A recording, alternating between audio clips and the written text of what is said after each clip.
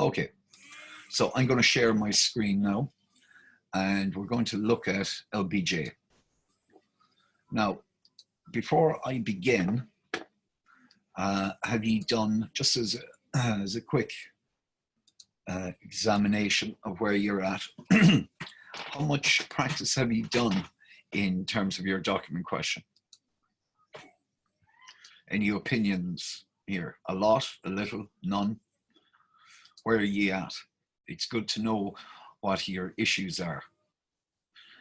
Do you have any issues around timing, content, techniques of comparison, contrast, criticism, contextualization? Where would you say your weaknesses are, if you had any?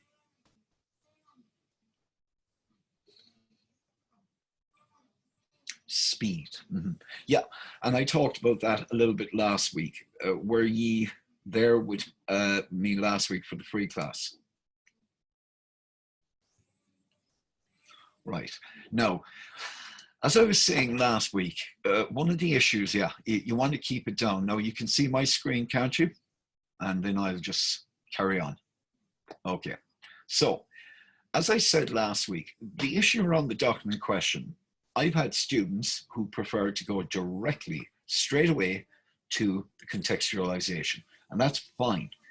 Plenty of students do that, and they start off. Just make sure that you mark it as for contextualization.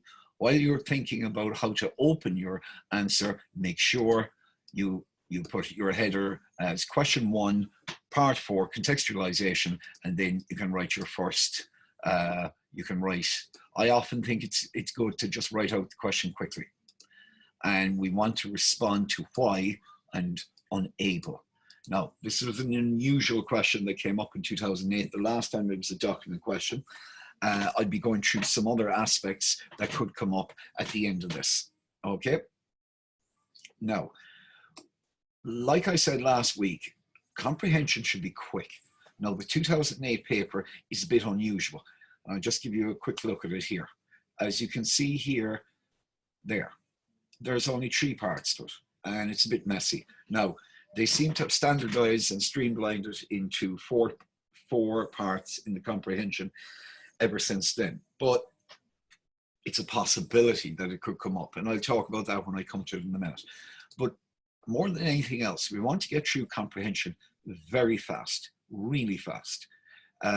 Make sure that you answer that. The comprehension should be answered as you begin reading the document.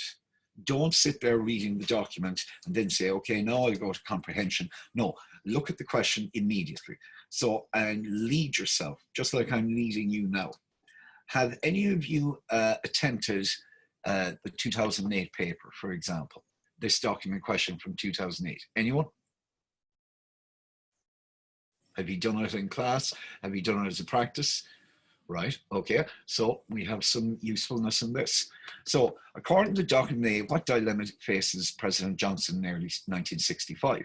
So then I go to my document and I try to find what is his dilemma. So he said, and this is literally the speed I'd be reading it in the exam. I knew from early 65 I was bound to be crucified. Circle that, either way I moved, and circle that. So that whole phrase, crucified, either way I moved. What's our question again? What dilemma does he face? If I left the woman I really love, the great society, circle that, in order to get involved in that bitch of a war on the other side of the world, circle that, then I would lose everything at home, circle that. All my programs, all my hopes to feed the hungry and shelter the homeless, all my dreams to provide education and medical care. Now, I know straight away that that's the answer. The dilemma is between the 2 things. So I said, according to document A, President Johnson faced a dilemma over defunding his Great Society program of education, health and homeless care provision for increasing, for increasing funding for that bitch of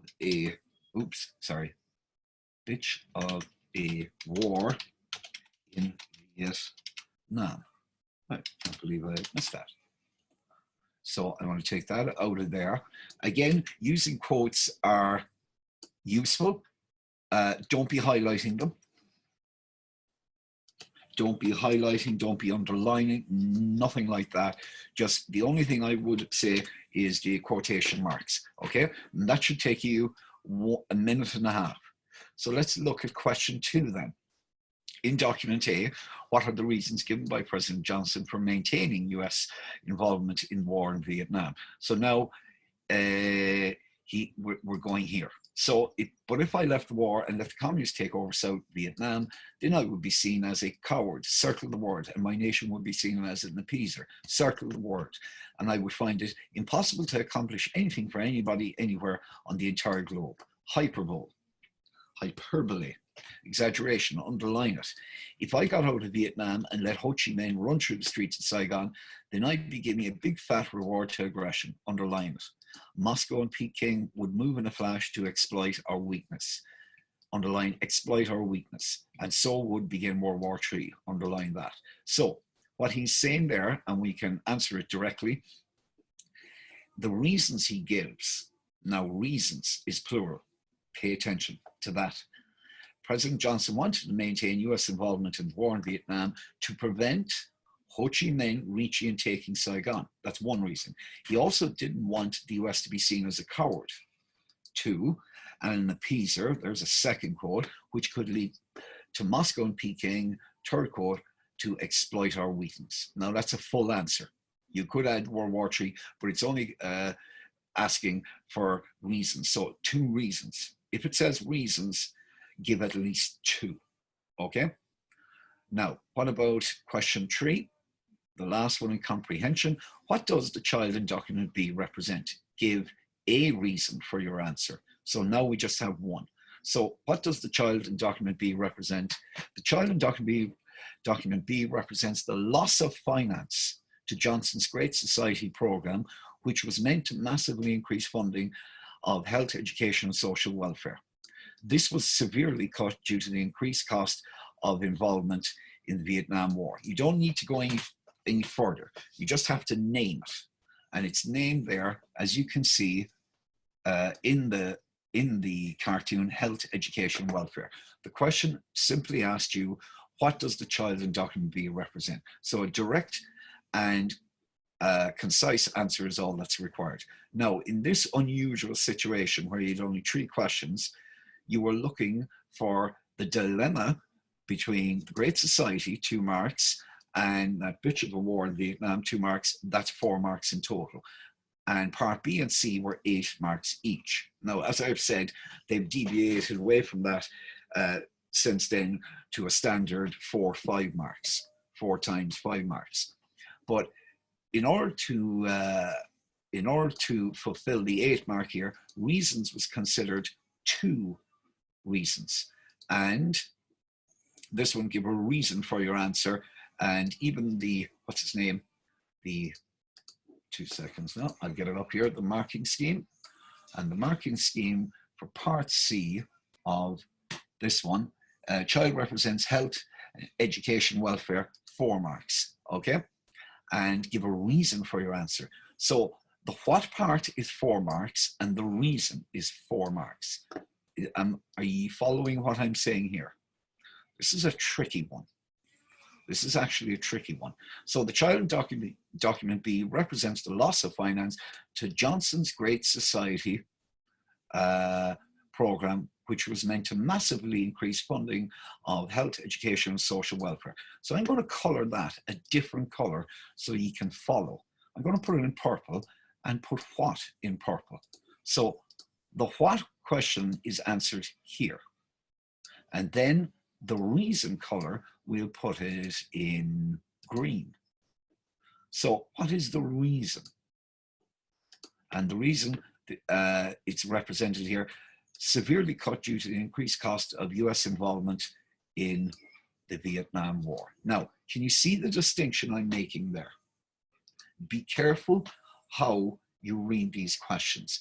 That was very tricky. But if you see 3 parts in the comprehension, be vigilant, be careful, watch out.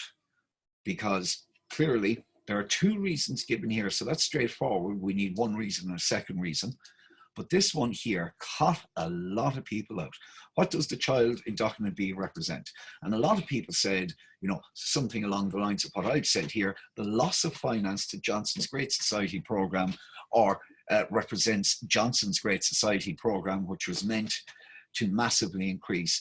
The reason I said loss of finance is in the way it's depicted as being desperate and pleading for something to drink, while military establishment and arms costs are given bottles of liquor and are treated with great aplomb. But the reason is, why is it represented this way? The reason it's represented this way was because these programs were severely cut due to the increased cost of US involvement in the Vietnam War. And that's 8 marks, okay?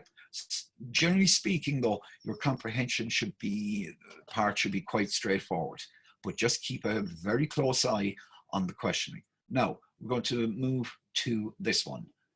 Which document, A or B? And I'm gonna put this up here where you can see it. Right, I'm going to put the document up here. That's the marking scale. I'm going to put the 2 documents here now, and I'll bring it over here and bring this one here. Right, can you see the document here? The 2 documents.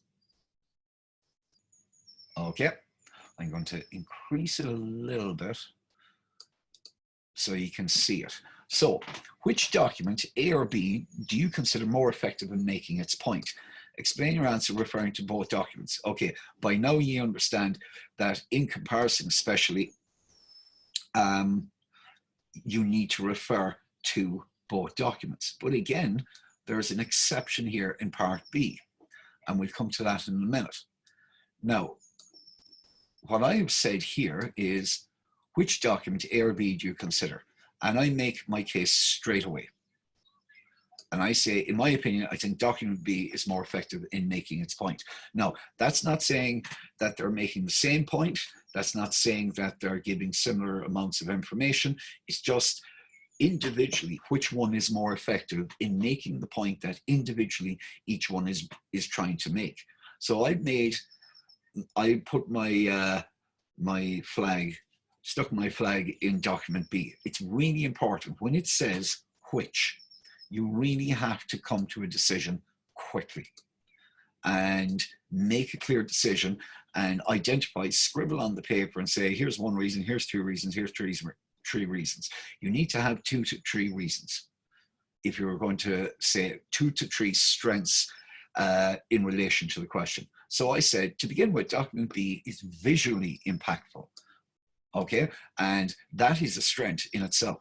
And the clear disparity or difference in size between Johnson as president and the figures representing arms costs and military establishment, that's quoting from the cartoon, with that of the small child, quote, healthcare, health, education, welfare, another quote, visually represents how weak were the demands, that should say, sorry, I should have checked that, how weak were the demands of social care, health and education compared to the enormous, and as you see in the cartoon, armed, you know, kind of hinting at a threat, armed representatives of military services and manufacturers. There is also the issue of the adult versus child contrast. LBJ is, I'll just take that out, is clearly depicted as being happy to serve these military costs while completely ignoring health, education, and welfare.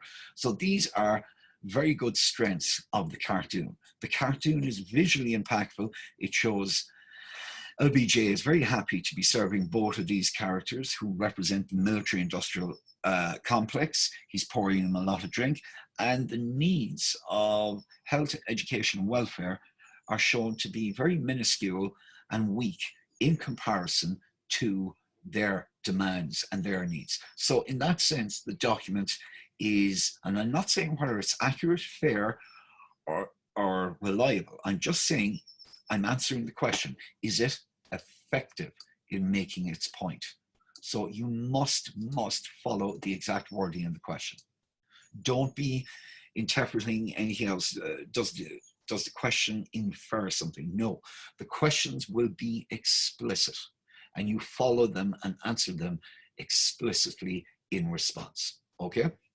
Now, and of course, which document, A or B? So we have to refer to both documents. And I use this phrase to start. In contrast to this, while document A contains stated reasons for LBJ's decision to fund the war at the cost of social programs, he merely spells it out as a black and white dilemma. And I've identified that as, you know, an ineffective way of making its point, you know? He depicts the war in Vietnam as being a defining one, which would, and he uses that word here, would, not open to conjecture or doubt, it would.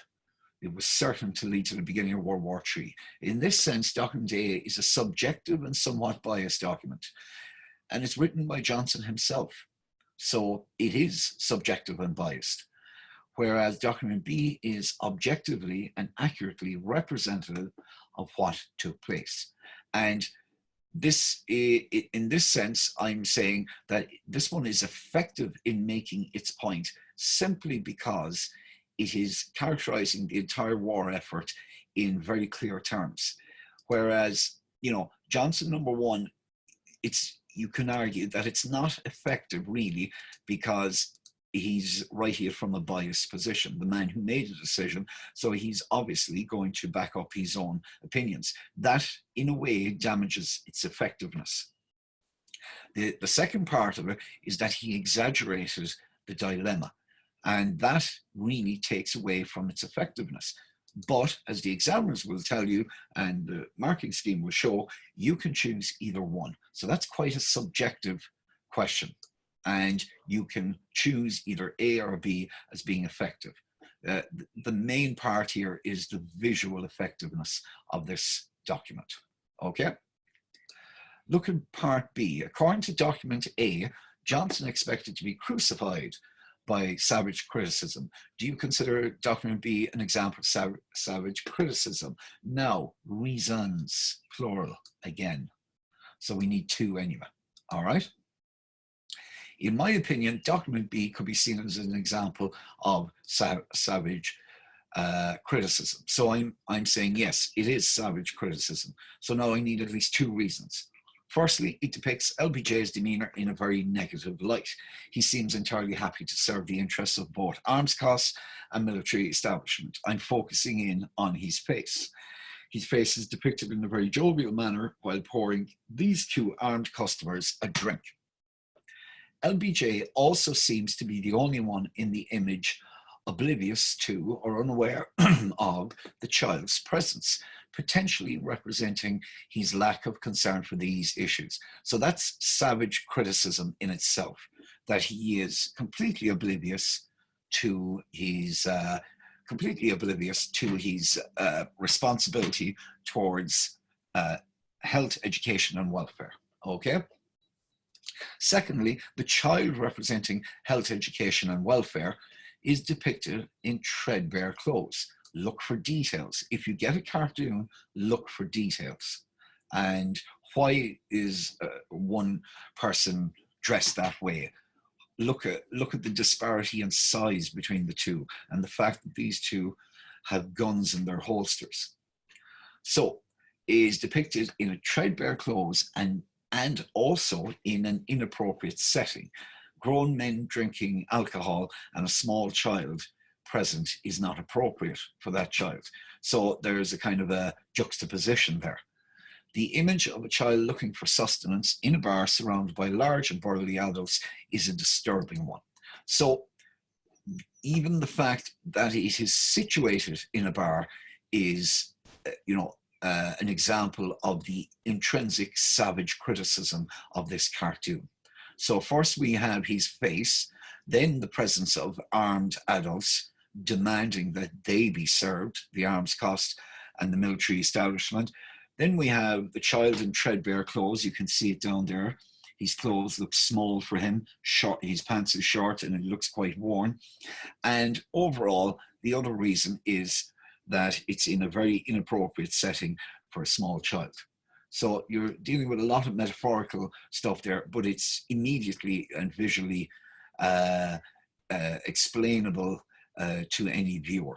And it is savage criticism, particularly the fact that he seems to be enjoying their company and ignoring the needs of this small child.